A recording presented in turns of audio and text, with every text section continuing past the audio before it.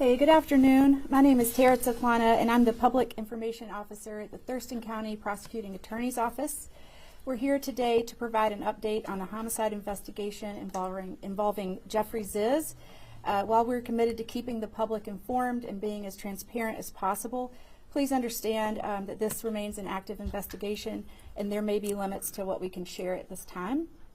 We will begin with a few updates. I have with me here Thurston County Sheriff Derek Sanders, Thurston County Prosecuting Attorney John Tunheim, and Thurston County Coroner Gary Warnock. Just to help things move smoothly, we'd ask that you please indicate who your question is directed to when you're called on when we get to the question portion. Thank you.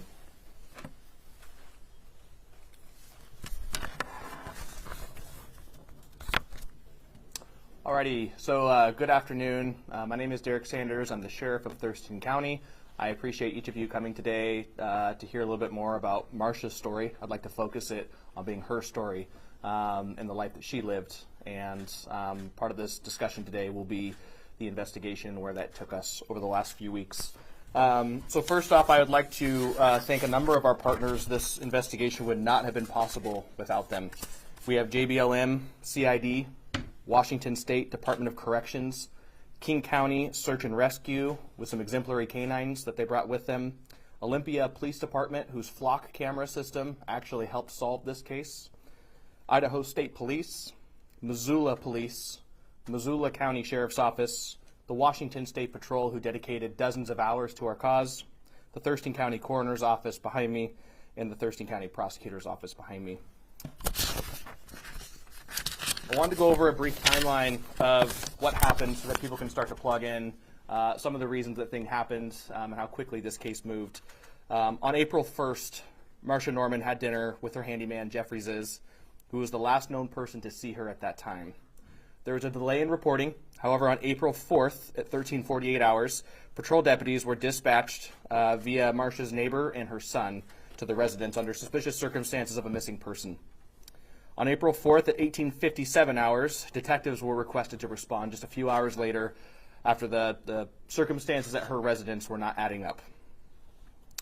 At 07:30 hours the next morning, detectives came back to the house and began investigating and securing some areas of interest. And also detectives interviewed Jeffrey the first time that basically detectives worked into that night, basically. So the first night they came out, they conducted some interviews. Jeffrey was cooperative at that time. In that interview, you'll see the probable cause statement. He actually had a number of answers that made sense during the investigation, and the investigation was starting to stall out a little bit. However, Olympia's flock system, their ALPR camera system, was actually able to catch Mr. Zizz in a lie, and that's what propagated the investigation further and allowed the execution of numerous search warrants by our detectives. On April 5th, Jeffrey came to TCSO for a polygraph examination in which he failed extremely poorly. He is interviewed a second time, but at that point he requests an attorney. On April 5th in the afternoon, search warrants were applied for and executed. Jeffrey's truck was seized. His storage unit and trailer were also searched.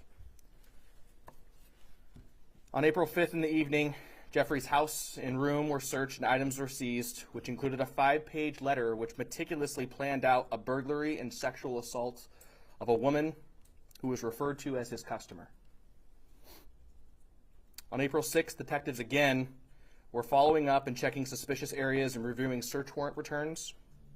On the morning of April 7th, the TCSO dive team searched the area of the victim's residence with a robot, a water sonar system, and a drone which was flown over the lake, and areas were checked, but nothing was found. At this time, in working with the Thurston County Prosecutor's Office, we sought a warrant for a probation violation from a previous child molestation case against Zizz, who we determined at this point in time, that same afternoon, he had fled the state with a roommate's truck. We later learned that that truck struck an elk near the Idaho-Montana border, and at that point we began mobilizing and asking for assistance from Idaho State Police and the Missoula law enforcement.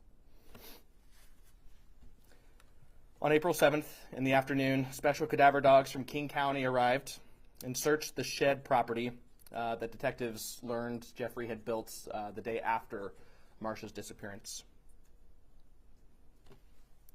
The dogs showed some interest but did not give a clear yes or no at that time. Later that evening, we learned that Jeffrey was taken into custody with the assistance of Missoula law enforcement. On April 8th, that morning, cadaver dogs searched the victim's property and surrounding areas. Dogs indicated on human remains at the victim's house, and the WSP CSRT unit processed the suspect's truck for evidence. JBLM CID responded with a ground-penetrating radar device to check ground density and found an anomaly under the shed that Jeffrey had recently built.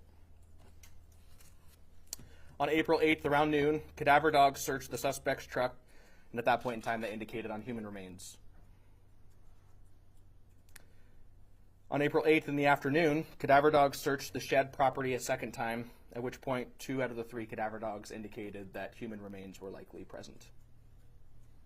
On April 9th, with the help of numerous entities, the Thurston County Sheriff's Office lifted up the shed with power equipment, and TCSO detectives began digging, and at that point in time, we located human remains about 18 inches underground in a shallow grave with concrete poured over the top. On April 10th, an autopsy of those human remains was conducted by the Thurston County Coroner's Office. And the next day, those were confirmed to be the remains of Marcia Norman. On April 13th, Thurston County Sheriff's Office extradited Zizz back to Thurston County Jail, where he remained on a no-bail hold for his probationary sentence violation. And on April 20th, Zizz was booked for murder first degree, kidnapping first degree, and unlawful disposal of human remains.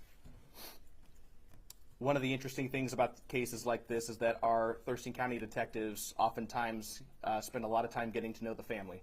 I spoke with the family a little bit as well, and the one thing that came up numerous times was how great of a person Marcia was, how she was the life of the room everywhere she went, and how she was the glue for her family.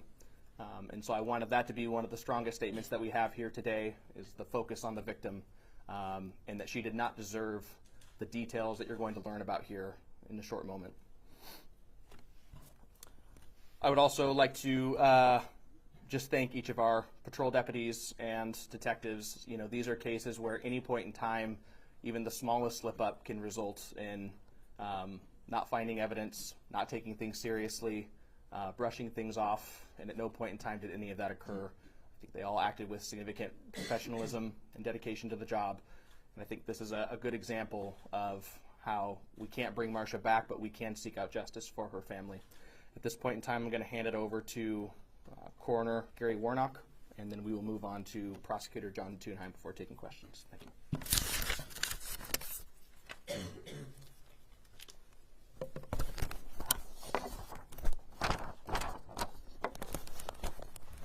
Good afternoon.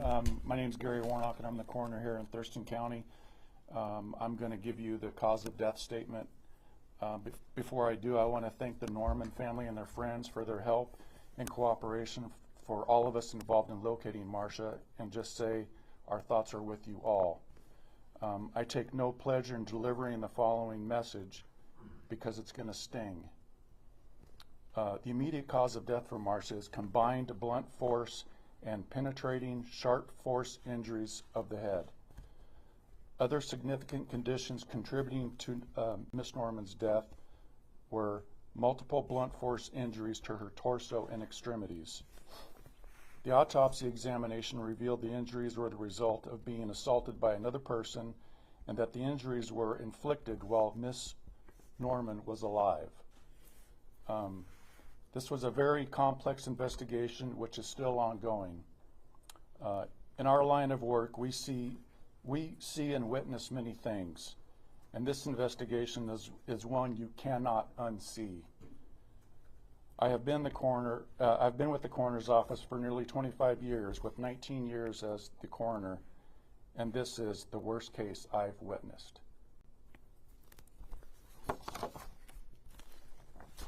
John. Good afternoon, everybody. My name is John Tunheim. I'm the prosecuting attorney here in Thurston County. I'm going to join my two colleagues in sending our deepest condolences to the family one of my deputy prosecutors and victim advocate and I had a chance to sit down with the family today and talk to them prior to the court appearance that you were there present earlier, and heard very much the same things that you've already heard about Marcia, including what a tremendous family person she was, how she loved her family, how her family loves her, her love of music and art and traveling, and the list goes on and on. She was very clearly a vibrant and thriving person. And I think we all, the entire community, is mourning her loss as we speak. As you've heard, today was Mr. Zizz's first court appearance, preliminary appearance.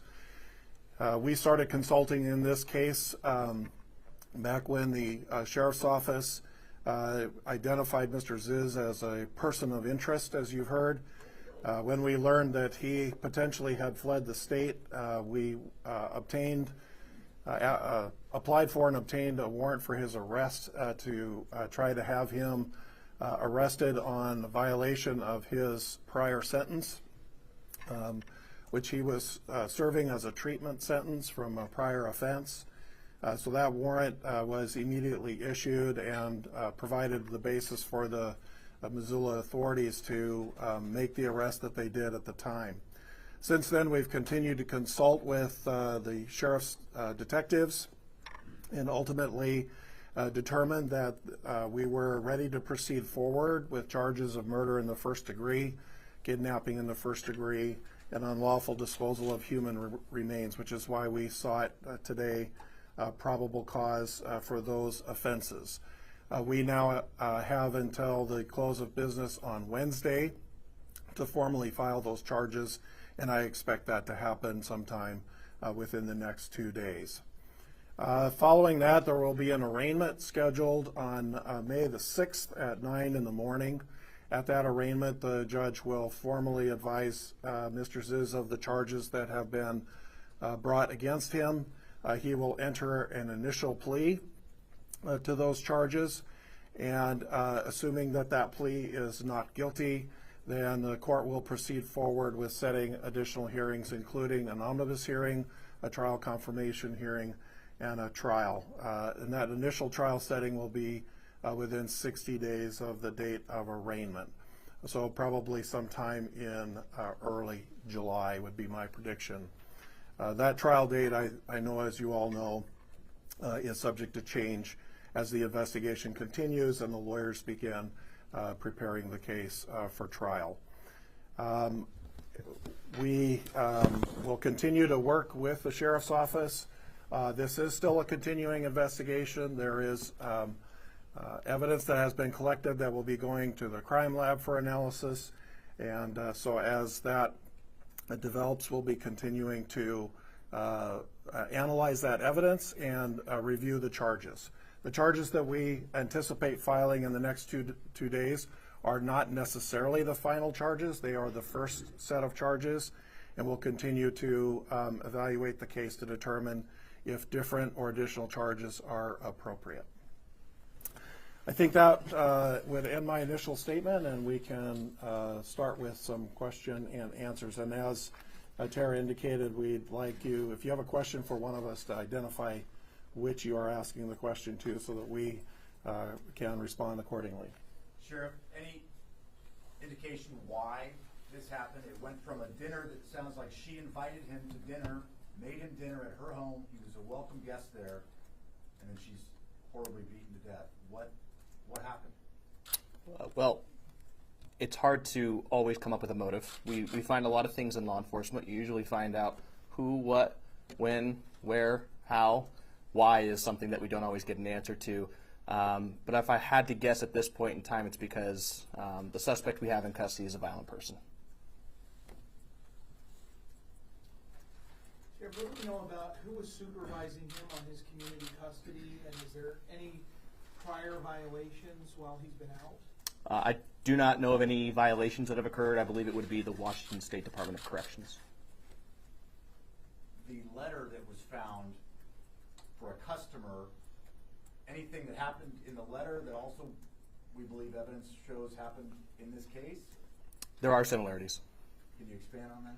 That part we're still investigating. And again, this, just because Mr. Zizz is in custody and charges are being filed, detectives have a lot of follow-up to do on this case. The letter that they uncovered is extremely disturbing. Where her remains were found, was that his property or a friend's property or her property? I was kind of confused on that. Totally separate property that he was also conducting business on. Was that here in Thurston County? It was. Was it his property or it was separate? Yeah, Not his, yeah, correct. Not her, somebody else. Correct. Yeah, third party. Can you talk about the flock system? I don't know if a lot of people know what that is, the Olympia PD thing, how that was, what it is and how it kind of helped with the case. Yeah, so flock cameras are automated license plate reader cameras, and essentially they provide two separate functions. The first is that they can provide real-time hits for law enforcement. So as cars drive through there, let's say a stolen vehicle drives through an intersection, the camera will read the plate and send a hit to all the working law enforcement officials so that they know there's a stolen car in the area. The second function that the LPR cameras have is that they have a retention period, and so law enforcement can go back in time and say, hey, we want to look for this specific vehicle, this make, this model, this license plate, and we want to see if this vehicle was driving during these parameters. And so in this case, it was extremely helpful because whereas Mr. Zizz stated that he was home the night that Marcia went missing, we actually had conflicting information when his truck was located on a flock camera. And so that was the first step in which we were able to put him into a lie and then expand further and dig further. Sheriff, obviously this is a really disturbing case, and we heard in court today from Marcia's family that she was very well known in Tunheim. I mean, as a sheriff, what's your message there to people in Tunheim who are rightly disturbed by all this? This is a disturbing case. I also think that there's some solemnness in swift justice. So the speed at which Thurston County Sheriff's Office and the Prosecutor's Office and the Coroner's Office were able to identify a suspect, get a suspect in custody, and get charges filed, I think also goes to show that we're hoping the days of all these cold cases are over, and that it's extremely hard to get away with something like this in Thurston County these days. Is he being looked at for any other outstanding cases? There's Nancy Moyer missing out of Tunheim. I mean, any other cases that are being looked at? That follow-up investigation will be done. Was there any evidence to suggest this was premeditated? Did he buy anything prior to that dinner? Can you explain maybe some of the... Well, I won't compound on that. If the prosecutor wants to chime in on that, I believe that part of the murder first degree piece comes also with some of the cause of death issues. When you see the traumatic injuries that occurred, and knowing that she was alive for those injuries, I think that's where a lot of that murder first degree piece comes in. And like the prosecutor said, those charges could increase to aggravated murder at a later date. It could go down to murder second, but what we're trying to do is use the probable cause that we have, the evidence that we have today, to get this case rolling, and that investigation will continue. I have a question about the wounds. Is there a weapon that you were seeking or have gotten into evidence? I will let the coroner answer that question. What's that again? Is there a weapon that you're seeking in relation to these wounds? Like you said, a sharp There's sharp force injuries and there's blunt force trauma. For the blunt force trauma, there is no pattern to say what device was used, so it could be a piece of lumber, machinery. As far as the sharp force injuries, pneumatic nailer. And I'm going to back up a little bit. Her onset from injury to death was not instant, it was hours. So these injuries compounded and reoccurred while she was still alive. Do we know where that happened? No, We found a location? I'm not aware, Drew, of a location yet. And just to be clear, do we think she was deceased when she was placed in that shallow grave? Yes. So just for the timeline, Mr. Warnock, so the nail gun, that was used hours before she died, what you believe? It was used in the progression of the assault. So it wasn't an instantaneous death.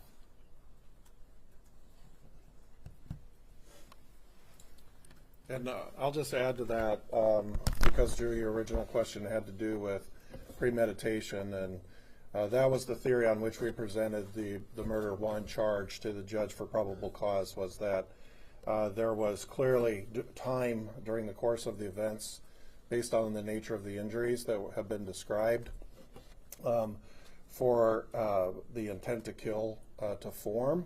And the definition of premeditated is thinking about it beforehand, or that the intent forms prior to the act. And so we felt like there was sufficient time based on those injuries to move forward with that charge that, in fact, we believe we can prove premeditated murder. Would you call this torture, and was she tortured?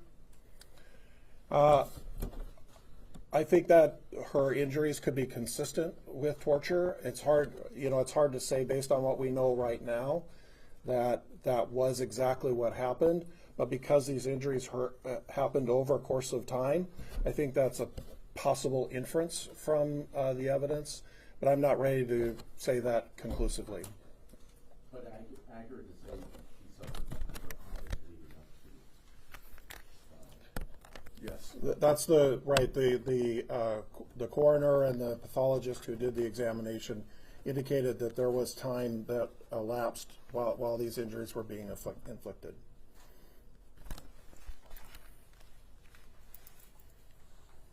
Was she also sexually assaulted, as the letter said it was a burglary sexual assault plan?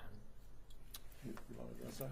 So there is no evidence of a sexual assault, but those that testing hasn't come back yet. So that's all pending right now.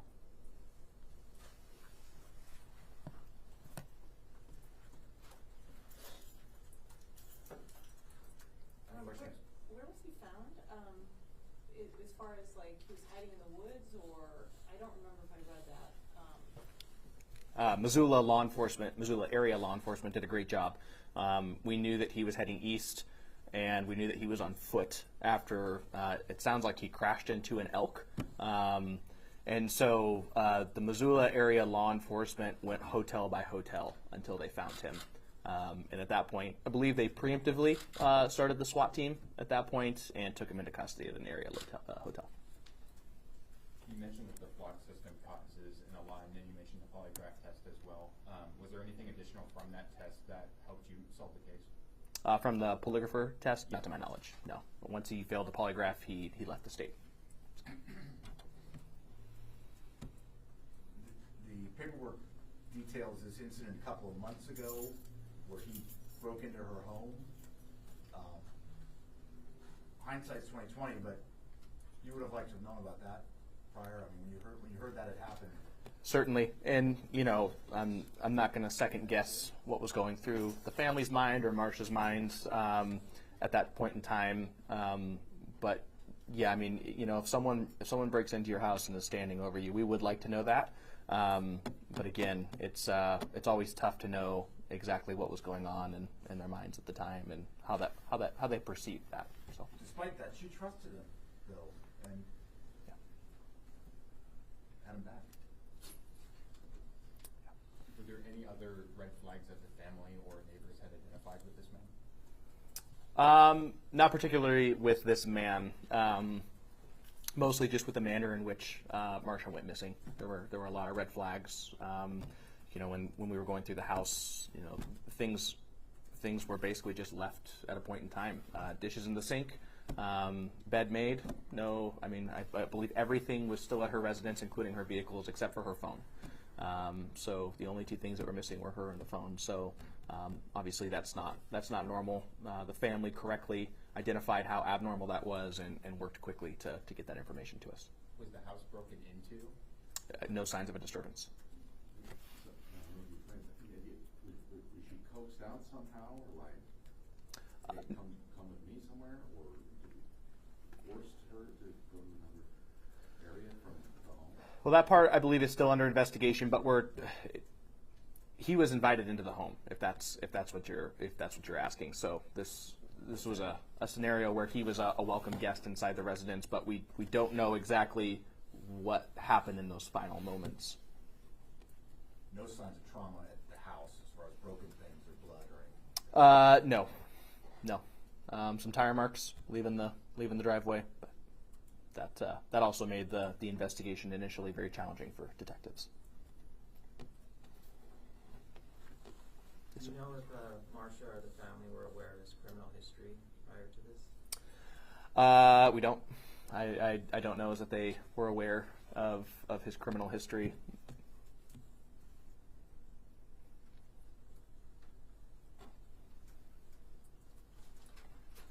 Okay. Well, I appreciate everyone here coming today, and again, our focus moving forward is going to be on Marcia, the life she lived, her family, who's going to continue to live in her name, and the investigation between these three offices that ensures that justice is sought for her. Thank you.